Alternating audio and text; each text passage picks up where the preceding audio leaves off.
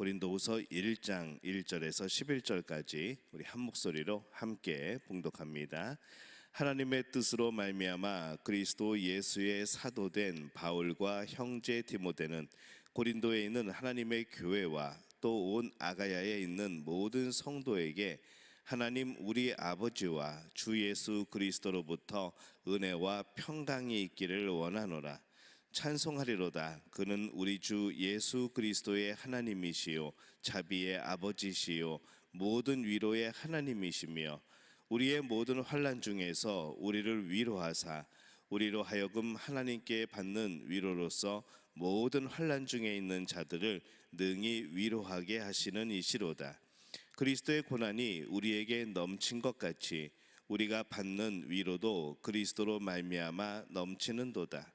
우리가 환난 당하는 것도 너희가 위로와 구원을 받게 하려는 것이요 우리가 위로를 받는 것도 너희가 위로를 받게 하려는 것이니 이 위로가 너희 속에 역사하여 우리가 받는 것 같은 고난을 너희도 견디게 하느니라.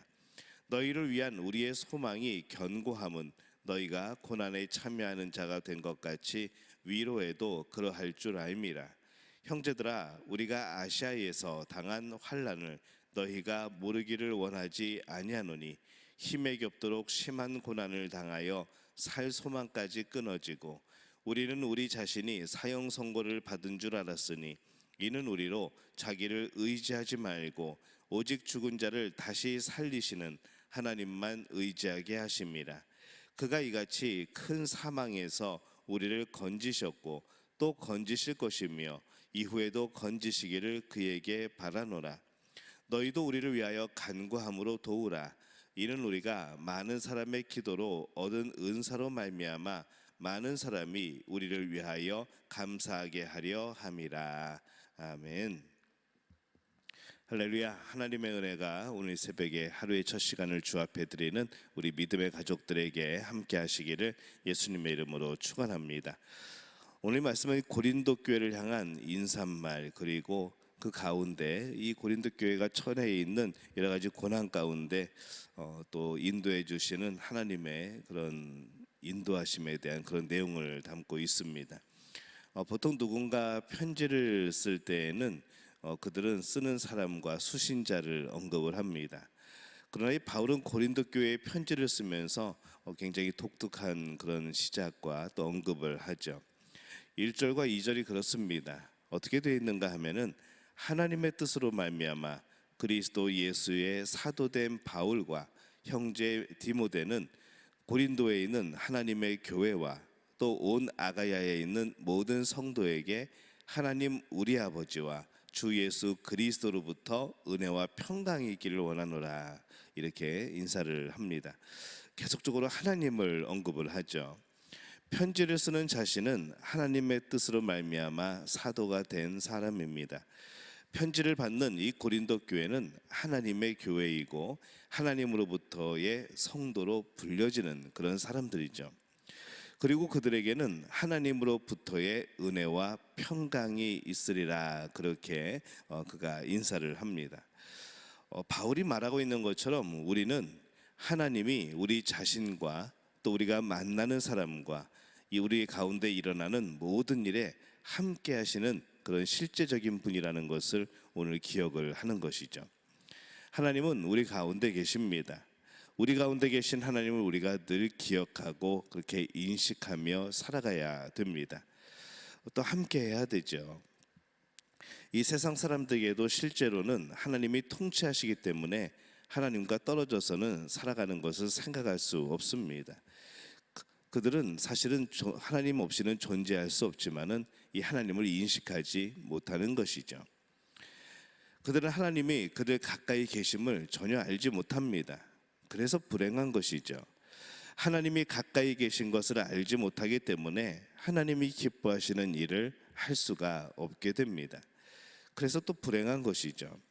그러나 우리는 하나님께서 우리를 통치하고 계심을 우리는 알고 또 믿고 있습니다. 우리의 가까이 계신 것을 믿는 것이죠.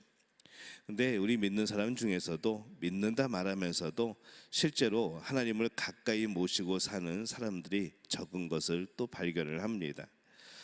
하나님이 가까이 계시고 우리의 모든 것을 통치하신다는 것을 실제로 믿는다면 우리는 조금 더 우리의 삶에 하나님을 인정하는 그런 삶이 되어질 것이고 또 그런 모습으로 되어져야 하는 겁니다. 바울이 편지를 쓰면은 이 자신 안에 그리고 수신자들 안에 함께하는 이 하나님을 인식하면서 쓰고 있는 그런 모습이 보이는 것이죠. 그것처럼 우리도 항상 하나님이 우리 안에 아주 가까이 계시고 또 우리가 만나는 사람들 가운데도 함께하고 계심을 우리는 전제하고 우리는 그렇게 살아야 된다는 겁니다. 누군가를 만날 때 그 사람 안에도 하나님이 역사하십니다. 그 모임 가운데도 하나님이 역사하십니다. 가까이 계신다는 것이죠. 그렇기 때문에 어떤 모임이나 어떤 만남이나 그것이 어떤 죄악이나 세상적으로 흘러가는 것이 아니라 우리 믿음의 사람들은 하나님이 기뻐하시고 또 하나님께 영광 돌릴 수 있는 그런 이야기들과 또 그런 내용들과 그런 자세로서 우리는 만남을 가져야 된다는 겁니다. 보이지는 않지만은 어떤 보이는 사람보다 더 함께 하시고 실제적인 하나님을 우리는 인식해야 된다는 것이죠. 우리의 눈으로는 그 하나님을 보지 못하지만 우리의 마음은 항상 그분을 향하여 있어야 합니다. 만나고 있어야 되는 것이죠. 가까이 계신 하나님을 눈으로 보지 못한다고 하여서 놓치고 있지는 않은지 날마다 순간마다 마음으로 우리는 보고 있어야 되는데 또 그렇지 못한 것은 아닌가. 우리는 늘 돌이켜봐야 합니다. 나와 이웃의 모든 삶이 하나님의 통치 안에 있고 그분의 인도하심에 있음을 우리는 기억하고 하나님께서 어떻게 인도하시는가 이것을 우리가 눈여겨보는 우리 믿음의 가족들이 되어주시기를 예수님의 이름으로 축원합니다. 고린도후서는 이 인사말 다음에 시작하는 말이 바울의 다른 서신서에 비해서 조금 특이합니다. 3절에 보면은 찬송하리로다 그는 우리 주 예수 그리스도의 하나님이시요 자비의 아버지시요 모든 위로의 하나님이시며 이렇게 말씀을 합니다. 다른 이 편지의 글을 보면은 수신자에 대한 감사로 주로 시작을 합니다. 근데 이 고린도 후서는 하나님에 대한 찬양으로 시작을 하죠. 그것은 바울이 이 최근에 경험한 고난과 그 속에서 이 하나님의 건지심과 하나님의 위로가 경험되었기 때문에 아직도 편지를 쓰면서 그 여파가 또 그 영향이 또 그 감동이 남아있는 겁니다. 이 바울은 최근에 심각한 고난을 경험을 했습니다. 8절에서 9절에 보면 이렇게 말씀을 하죠. 형제들아 우리가 아시아에서 당한 환난을 너희가 모르기를 원하지 아니하노니 힘에 겹도록 심한 고난을 당하여 살 소망까지 끊어지고 우리는 우리 자신이 사형 선고를 받은 줄 알았으니 이는 우리로 자기를 의지하지 말고 오직 죽은 자를 다시 살리시는 하나님만 의지하게 하십니다. 이렇게 말씀을 합니다. 힘에 겹도록 심한 고난, 사형 선고를 받은 줄이라는 이런 표현을 보게 될 때에 그가 얼마나 힘든 일을 겪었는지 우리가 이제 짐작할 수가 있는 것이죠. 근데 바울은 그 고난이 죽은 자를 살리시는 하나님을 의지하게 했다고 그가 고백을 하고 있습니다. 하나님은 가까이 계십니다. 그런데 우리의 마음이 어리석음으로 또 불신앙으로 하나님을 잊어버리곤 합니다. 눈으로 보이지 않기에 마음으로 하나님을 보아야 되는데 이 마음마저 우리는 딴 곳에 주어버리고 그 마음이 딴 곳에 관심이 있는 것이죠. 그러다 보니까 가까이 계신 하나님을 찾지 못합니다. 말씀과 기도를 쉬지 않으므로 하나님을 보고 함께 해야 되는데 그것마저 멈추거나 형식적으로 하는 것을 우리는 또 발견하게 되는 것이죠. 그러할 때 고난은 하나님을 바라보게 합니다. 어려움은 다시 하나님께 눈 돌리게 하는 것이죠. 감당할 수 없는 고난은 하나님만을 의지하게 만듭니다. 특별히 진리를 위한 고난은 그리스도를 위한 고난과 같다고 할 수가 있습니다. 5절에 보면은 그리스도의 고난이 우리에게 넘친 것 같이 우리가 받는 위로도 그리스도로 말미암아 넘치는도다 이렇게 말씀을 합니다. 이 그런 고난은 하나님을 더욱더 가까이 하는 경험에 귀한 일이 되어진다는 것이죠. 우리가 그리스도의 고난에 참여한다고 하면 이 하나님의 마음이 어떻겠습니까? 스데반이 순교당할 때 자리에서 하나님이 일어선 것을 본 것처럼 우리가 고난을 당할 때에 우리에게 더욱더 가까이 다가오시고 우리 가운데 역사하시고 또 우리를 더욱더 깊은 마음으로 주의 깊게 보시지 않겠습니까? 그 고난이 귀한 것이기 때문에 우리가 이 고난을 맛보고 인내하도록 하되 위로하시며 힘주시는 하나님을 온전히 믿을 필요가 있습니다. 그래서 우리는 하나님을 아주 가까이에서 더욱더 경험하게 될 겁니다. 그리스도의 고난을 알지 못하는 사람은 하나님이 우리와 가까이 계심을 경험하지 못하게 되어지는 것이죠. 고난을 통해서 가까이 계신 하나님을 우리는 더욱더 알고 가까이 할 수 있어야 합니다. 그것이 굉장히 영광스러운 일이죠.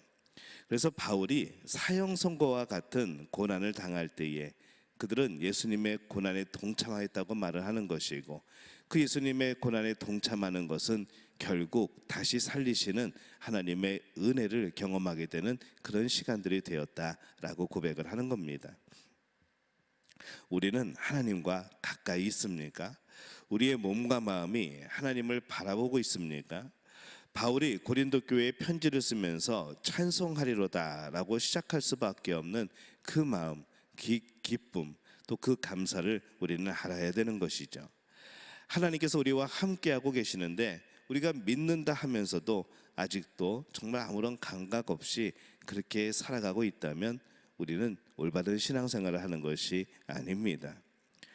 특별히 고난 중에 있다면 두려워하지 말고 더욱더 깊이 하나님을 바라보고 가까이 계신 하나님을 아는 그런 계기로 삼으시기를 바랍니다.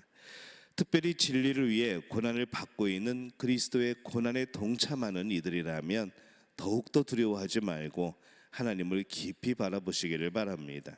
그 자리는 어느 것보다도 더욱더 영광스러운 자리가 되어질 줄로 믿습니다.